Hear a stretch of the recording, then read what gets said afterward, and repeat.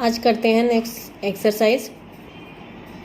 Pressure of a body resting on a horizontal plane moving vertically upward और downward. Pressure क्या होगा एक body का जब वो रेस्ट कर रही है, अगर उसको हम ऊपर की डायरेक्शन में या फिर नीचे की डायरेक्शन में मूव करते हैं तो क्या है, the body of mass m is placed on a horizontal plane which is moving with constant acceleration f. To find the pressure of m on the plane क्या हो जाएगा, acceleration is in the upward direction, downward direction. What happen if downward acceleration of the plane is more than the acceleration due to gravity? अगर downward direction में move कर रहा है तो वो gravity से ज़्यादा होगा। तो पहला केस है जब हम वर्टिकली अपवर्ड डायरेक्शन में मूव कर रहे हैं। Let a horizontal plane be moving vertically upward with acceleration f and a body of mass m be placed on this plane, then the body also moves vertically upward with acceleration f, therefore the force producing acceleration क्या हो जाएगा, mf। Body को upward direction में move कर रहे हैं, m उसका मास है और f अगर एक्सेलरेशन है तो हमारा क्या हो जाएगा, फोर्स mf हो जाएगा।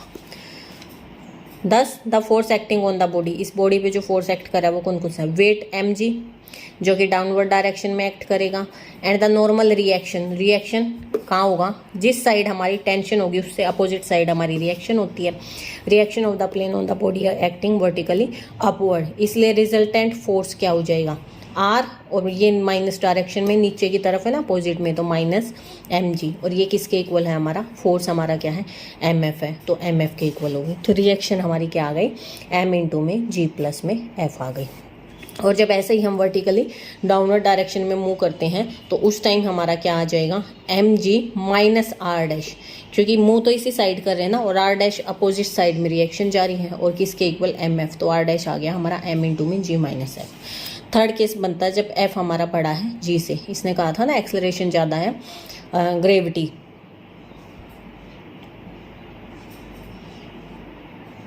When the plane is moving downward with acceleration this, then the reaction this is negative, ये रिएक्शन नेगेटिव हो जाएगी। In this case the body does not remain in contact with the plane, plane के साथ ये contact में नहीं रहेगी।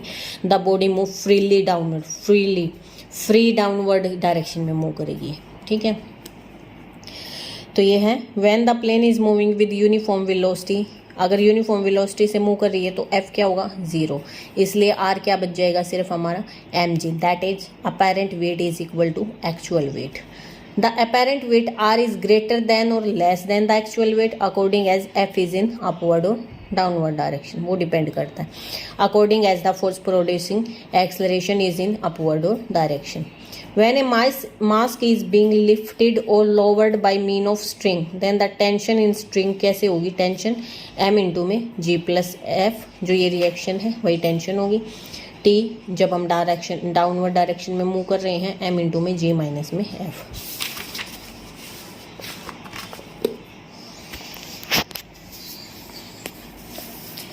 Motion of A lift, the motion of a lift is in particular case of motion of horizontal plane when the body mass m is placed on lift which move upward or downward, both the result deduced above hold good।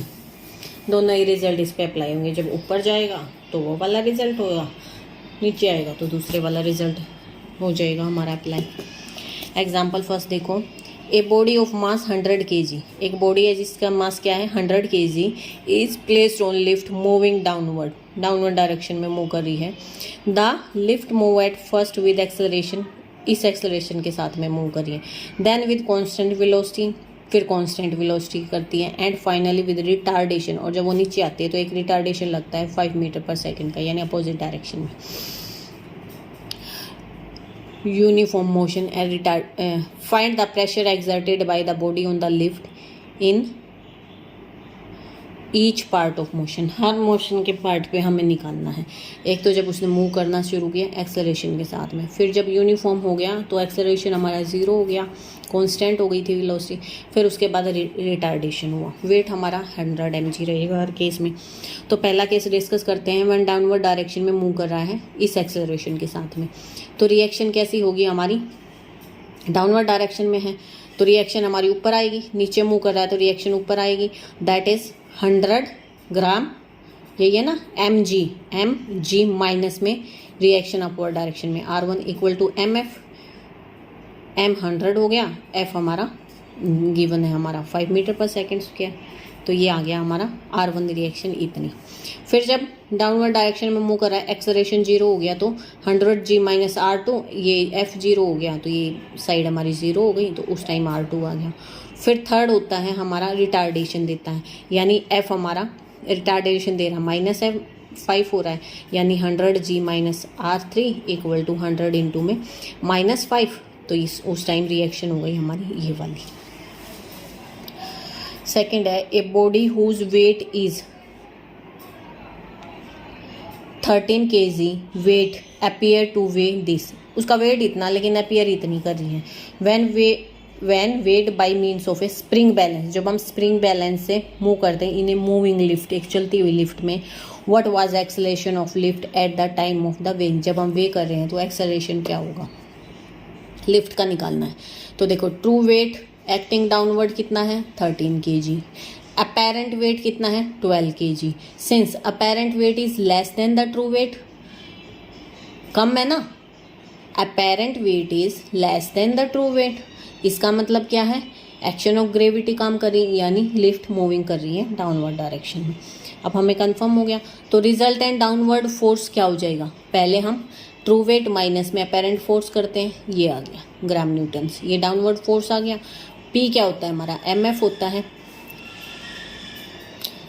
तो यहाँ से P आया हमारा G, 13 इसका मास था, F हमें निकालना है, ये पुट कर दिया, ये आ गया हमारा एक्सेलरेशन की वैल्यू। थर्ड एग्जाम्पल है a mass of 10 kg falls freely at a distance of 10 metre, एक मास है ऊपर से हमने फ्रीली फेंका 10 kg का, तो वो 10 मीटर हाइट तक गया from the rest and is then brought to rest after penetrating through. ये क्या है, जब हमने इसको फेंका सैंड में तो ये 1 मीटर नीचे तक जाके और फिर धंस गया और फिर penetrating through 1 metre in the sand में चला गया। Find the average force exerted by sand on it, इस सैंड ने इसके ऊपर कितना फोर्स डाला वो हमें निकालना है। Motion from rest to ground, तो हमारे पास दो पार्ट्स बनते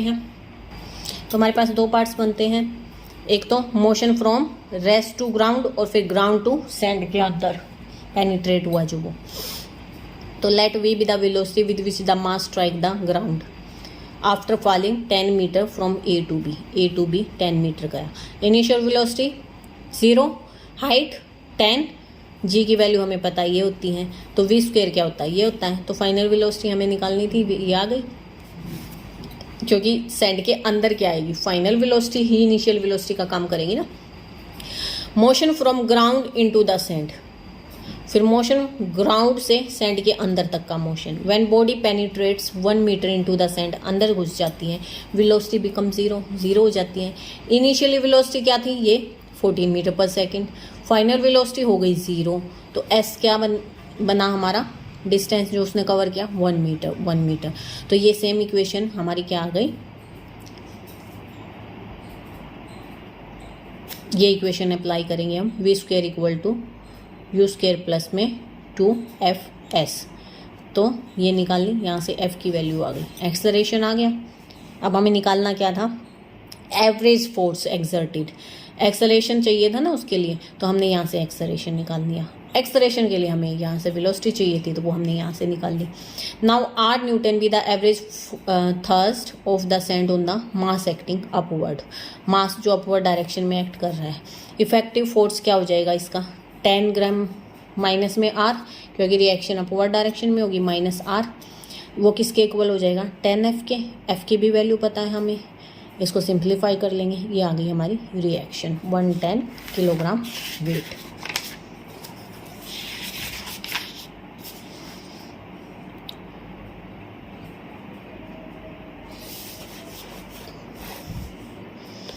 नेक्स्ट आता है a 100 kg man slides down a rope, 100 kilo का आदमी स्लाइड करता है एक रोप से। The rope can at the most withstand a tension of 50 kg weight, वो स्टैंड कर सकती हैं मोस्ट ऑफ 50 kg वेट के साथ। How great should his acceleration be so that he reaches the ground in longest possible time, कितने time में वो नीचे पहुंचेगा, क्या एक्सेलरेशन होना चाहिए। अब देखो टी अगर टेंशन है रोप में, क्योंकि रोप भी तो टेंशन होती है ना रोप में, वो स्लाइडली सी स्लोप हो जाती है उसमें। Let t be the tension in the rope and let the man slide down with an acceleration this, वो इस एक्सेलरेशन के साथ मूव कर रहा है और हमारी टी टेंशन है, रिएक्शन को इसने टेंशन का नाम दिया है, तो क्या हो जाएगा हमारा 100 ग्राम, ठीक है, टेंशन अपवर्ड डायरेक्शन में t equal to 100 into f, that is this one. But maximum tension कितनी है 50, यानी ये जो टेंशन है वो लेस देन इक्वल टू 50 है, यानी कि एफ हमारा किसके बीच में लाई करना चाहिए, ग्रेटर इक्वल टू g/2 होना चाहिए। Thus in order to have the longest time we must have the least value of F, least value F होनी चाहिए, इसलिए रिक्वायर्ड एक्सेलरेशन हमारा g/2 होना चाहिए, g की वैल्यू पुट करेंगे, यानी ये एक्सेलरेशन हमारा होना चाहिए। 5th और 6th एग्जाम्पल एक बार देख लेना, नहीं हो तो मुझे बता देना।